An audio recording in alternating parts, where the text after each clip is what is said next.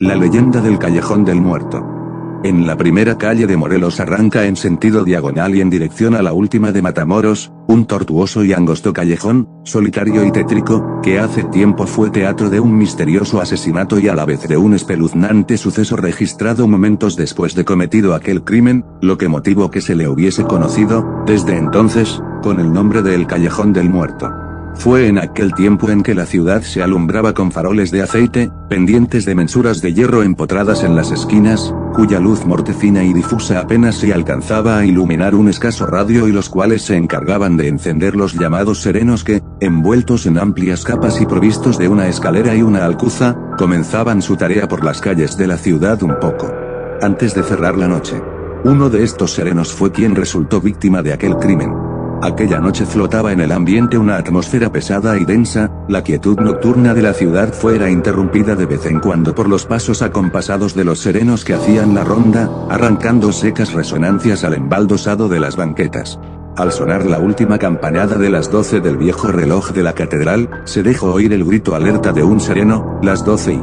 nublado. Y como escalonadas, sobre el filo de la medianoche fueron rodando las voces lejanas y apagadas de los demás serenos que anunciaban, según costumbre, la hora y el tiempo a los vecinos de la ciudad, entregados al sueño.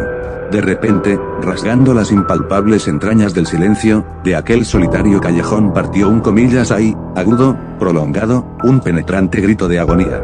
Al que respondió el siniestro aullido de los perros de los contornos, aullido doloroso y lúgubre que delataba el paso sigiloso de la muerte. Después, el silencio volvió a cubrir, como invisible mortaja, las densas sombras de la noche. Por el sinuoso callejón del 02 de abril descendía a paso apresurado la silueta de un hombre que hacía bailotear en su diestra un farol de mano. Era como una sombra que se movía y avanzaba velozmente, como si tuviese alas en los pies. Parecía no andar, sino deslizarse sobre el suelo, silenciosamente, sin el más leve rumor que delatara sus pisadas.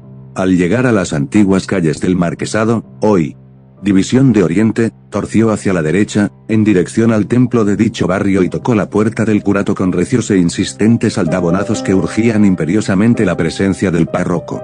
Después de un rato de estar llamado fuerte y reiteradamente, el cura apareció en el umbral. «Vamos, hijo. ¿Qué pasa? ¿Qué te sucede? Disimule su merced lo intempestivo de la hora. En uno de los callejones de atrás de la Soledad ha sido apuñalado un hombre y requiere su confesión. ¿Cómo? ¿Y no se te ocurrió recurrir al auxilio del cura de la Soledad o el de San José? No, padre. El moribundo quiere que sea su merced quien lo oiga en confesión. Bien, hijo, sus motivos tendrá. Aunque el tramo es largo y la noche está oscura como boca de lobo. Vamos, alumbra y guía a la mitad del callejón». Tendió boca arriba, yacía el sereno moribundo, mostrando tremenda puñalada en mitad del pecho. Era una puñalada de mano maestra. «Ahí está, padre. Bueno. Toma el farol, que no lo necesito, y retírate a cierta distancia mientras lo confieso». Retirándose su acompañante, el cura se inclinó sobre el moribundo y empezó a confesarlo. Fue una confesión larga y penosa, interrumpida a cada rato por los espasmos de la agonía. Mas la necesidad de descargar su conciencia hacía sobreponerse al moribundo, que al fin pudo terminar su confesión. Después que lo absolvió, el cura se dirigió a su acompañante, hallando solo la linterna. Dio voces repetidamente llamándolo, pero nadie respondió.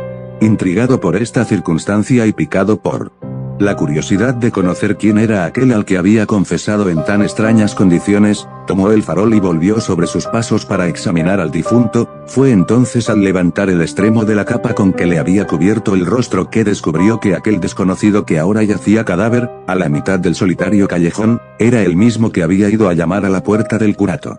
«Abre!», exclamación. El mismo que lo había conducido ante su propio cuerpo, moribundo. El padre había confesado a un muerto y el propio muerto lo había guiado a su confesión. Sobrecogido de terror, con los cabellos erizados, a tientas y como pudo porque no quiso volver a tocar la linterna que había ocupado el muerto, regresó al curato. Muchos días después, presa de una violenta fiebre, aquel buen cura, a quien no se sabe qué oculto y misterioso designio había escogido para participar en tan terrible lance, se debatió entre la vida y la muerte. No murió, pero funesta consecuencia de aquella espeluznante aventura, conservó por el resto de sus días una completa sordera en el oído con el que escuchó la confesión del muerto.